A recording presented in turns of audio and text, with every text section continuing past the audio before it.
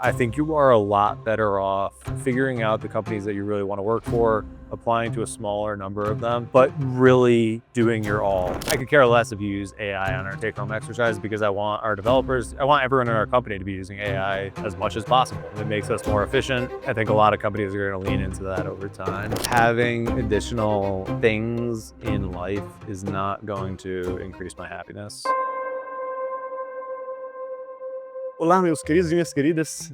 Tô aqui de novo com o CEO da Faria Development, Michael Frederick. Eu tô muito feliz aqui de estar em Boulder novamente, a convite dele. Às vezes a gente tem esse retreat, né, da empresa, que eles chamam os funcionários aqui para vir para os Estados Unidos, pra gente trocar uma ideia, fazer uma interação ao vivo ali, né, tete a tete. O meu nome é Paulo Luan, eu sou o founder do Jobnagringa, né. A nossa plataforma ajuda brasileiros a conseguirem emprego no exterior para que o seu sonho de ganhar em dólar deixe de ser um sonho e passe a se tornar realidade. Hoje, eu tô aqui com o Michael, eu vou fazer algumas perguntas que os meus seguidores do LinkedIn e do Instagram mandaram pra mim, e a gente vai criar um conteúdo legal aí. Michael is laughing because he can't understand.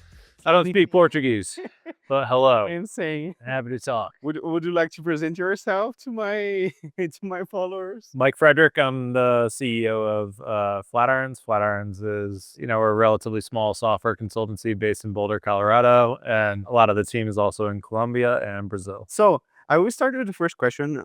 If you were a candidate applying to Flatirons, what steps would you take to prepare and succeed in the process? The number one recommendation I can give is to be thorough and to give it your all. If you are looking for a new job or you're at an existing job, you're looking for a new position, you can go out and you can apply to a bunch of different software consultancies and you can do an okay job, finish the coding exercise, but maybe not put 100% into it. I think you are a lot better off figuring out the companies that you really want to work for, applying to a smaller number of them, but really doing your all. You'd be surprised how many senior engineers don't write tests on our coding exercise. Things that you would think would be a given, people don't do. They don't write, a README or really just go 100% of the way. So that's my number one recommendation. Go smaller, but go harder on the companies that you do apply to. Yeah, there are some people that always complain about long exercise or something. Like, why would I spend like lot of time on this company that I don't know exactly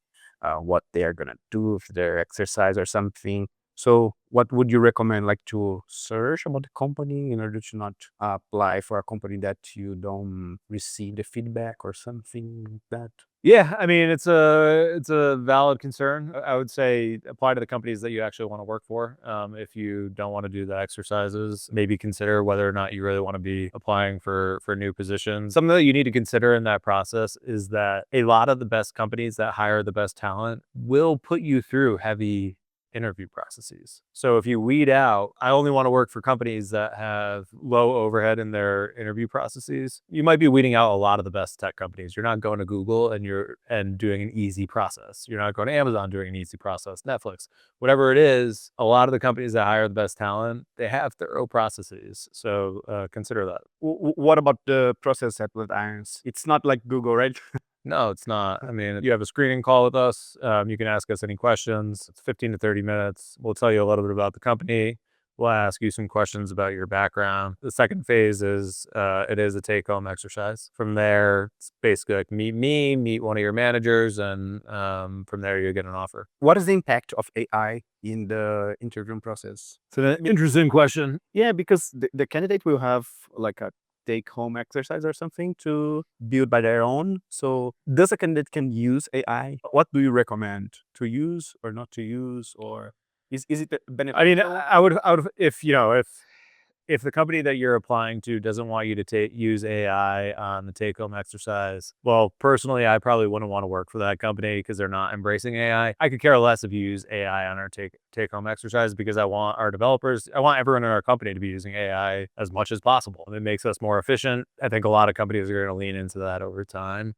I know we're in kind of like a weird transition. What I would say is you should not be using AI to misrepresent yourself or to misrepresent your skills. For example, you'd be surprised. We have people that join our tech screening calls where we ask you a list of questions and we say, just to say like, okay, where is this guy at with React? Where are they at with databases? You'd be surprised how many people run an AI on their computer to answer those questions. We can tell. The thing is, even if you got a job offer that way, you're going to start working with those technologies and you're not going to be able to succeed in the role. So I think the important thing is, sure, use it on our take-home exercise. We don't prohibit it. Use it to your advantage, but don't misrepresent yourself or act like. I mean, if I asked you the question, did you use AI? And that's say, yeah, of course I did. It's a lot more efficient. Yeah, don't misrepresent yourself. Obviously, use AI to your advantage. We use AI to our advantage in the hiring process. Have you ever caught someone cheating during the interview? And can you share some weird or funny situations that happened during interview? We've caught a number of people using AI. We've had weird experiences with people saying that they're in Latin America, but they're actually in Asia. We had one experience where someone had an AI face. It wasn't the actual person that was interviewing. They had an AI in front of their face. People have used AI to try to answer questions, and I can't really get into more detail than that. But like it's prevalent, and if you get caught, obviously immediate disqualification slash never getting a job at our business in the future. So don't do it. That's a question that lots of people do to me. Do you have plan to hire junior level employees or mid level? Why do you prefer to hire senior people? So Flatirons, we have very low overhead at Flatirons. We actually have no managers. I am the manager of the engineering team. My partner is the manager of the design team. We sort of are able to have a flat organization by having people that are senior and highly independent. That being said, we do have a couple juniors in the organization. I don't have huge plans at this point to expand it, but perhaps as we grow, that would change. How do you handle having such quirk and the weirdo employees like me and Gabriel? It's funny because you accept people the way they are, because sometimes people think that, oh, okay, I have to be really serious because, American ways, I don't know, they don't like joking and so on. If I knew anything about Paulo's eating habits, I would not have hired him. This guy is the pickiest eater I've ever met. Yeah, I don't drink beer. I only eat yellow food, but it's a condition. I know. Uh, It's anyway. I I love you. I love Gabriel. Oh, I mean, like thank you. we want people that have good personalities and that are interesting to work with. So it's not all business. We like to have fun too. So yeah, Paulo's got a little bit of that in him, which is very appreciated. Awesome. And we are here, me and Gabriel, and lots of other employees will come next weeks. And this is the first time I saw Flatirons doing that because I'm working here the last 3 years. I have been working here for the last 3 years. And do you have plans for people who are gonna join Flatirons to come to the US, for example? Do they can expect that? Yeah, we want to do this a lot more. So, we used to do offsites in Colombia. We will probably do more in Latin America over time. But the reason why we started having people come in to the US is honestly because myself and my partner had kids, and it was just easier to have people come to us. We've been really happy with the results. So Gabriel is here for 3 weeks right now. We're definitely planning on having people come in probably later again in the year. Right now, there's 5 people flying in right now, and it's great. I love it. I love working. I'm a huge fan of remote work, but every now and then getting together in person can be really efficient, and just fun and collaborative. So And it's almost impossible to relocate someone like full time to America because you can't sponsor visas, right? Because it's really hard. it's extremely difficult. I mean, the way that you get someone into the United States on a work visa is called an H-1B visa. Technically, to get someone into the United States on an H-1B visa, they are supposed to have a skill set that you cannot find in the United States. Companies in the United States sometimes toe a gray line and try to get people around that. For software engineering and design, it's very hard to make the case to the United States that, oh, there's no engineer that has this skill set in the United States. States. So it's a very long, slow, expensive process that I think it's tough for a lot of the positions that we hire for. Gotcha. So if you like remote job, work to America is perfect, right? Because it's almost impossible to Immigrate. be like, Yeah. yes, to integrate and become full-time Yeah. presential employee, right? It's tough. It's a long-term process. Yeah. Okay, so if someone is as funny as I am, do they get extra points in the recruitment process? Like I said, personality and culture fit is something that we do take a look at. Being funny is not necessary, which, Paulo, being funny is not a requirement, but we do, we look for soft skills as well. And regarding the feedback, how long does it take to receive feedback from the interview and or to know if they've been approved or rejected to a position? Sometimes it's within the first week. Right now, we have a lot of candidates, and we're working on basically improving the review process. Our goal is to, after we make some tweaks here, to always be able to get feedback within a week after you submit our exercise. But right now it's taking us a little bit longer, so we're trying to improve that. Esse vídeo ele tem o patrocínio de Contador Direto for Devs e especialistas em tecnologia da informação. Então, ninguém gosta de pagar impostos, né? Especialmente quem trabalha aí na área de tecnologia. Então, seja você dev, designer ou profissional de TI, ter um bom contador pode fazer toda a diferença no quanto que você paga de imposto. E olha, eu já tive contadores ruins e o preço é muito alto. E eu não tô nem falando da mensalidade. Então, um contador especializado, ele ajuda você a economizar muita grana. E de forma segura e totalmente legal. Então, isso é muito importante. Eu gosto deles, principalmente porque eles têm atendimento humanizado, não vai ser aquele bot nada a ver te respondendo coisas que não tem nada a ver, vai ser um humano ali te atendendo, né? Então eles têm consultoria tributária personalizada, então garantindo que você pague o mínimo de imposto e tudo dentro da lei. E eles também têm preços imbatíveis. Então, clica agora no primeiro link da descrição e descubra as condições exclusivas que a gente conseguiu para você. Now I have some random questions. It's not fully related to interview or something like that. So it's like quick questions, quick answers. Okay. Okay. If you had a superpower, which world problem would you solve? If I had a superpower, which world problem would I solve? I don't know, hunger? I feel like hunger is a good one. I feel like that's a really hard one for anyone to solve. Even rich people claim that they can't solve it. So, yeah, I'll go with hunger. That's a good one. The golden advice. What's your biggest life advice? If you could give advice to your younger self, what would you say? I'm a big believer in delayed gratification. So I believe that people that specialize and focus, the rewards of being focused and continuing to do one thing and being great at that one thing, they compound over time. When I say delayed gratification, it can take a lot of pain and a lot of time to get to that one thing. A lot of times you'll lose motivation, you'll want to switch focuses, and that's what most people do, right? Most people are not actually great at one single thing. You might be a good engineer. Are you a great one? Are you like a top engineer? Are you one of the best in the world? Or are you even one of the best in your city? What are you going to do that makes you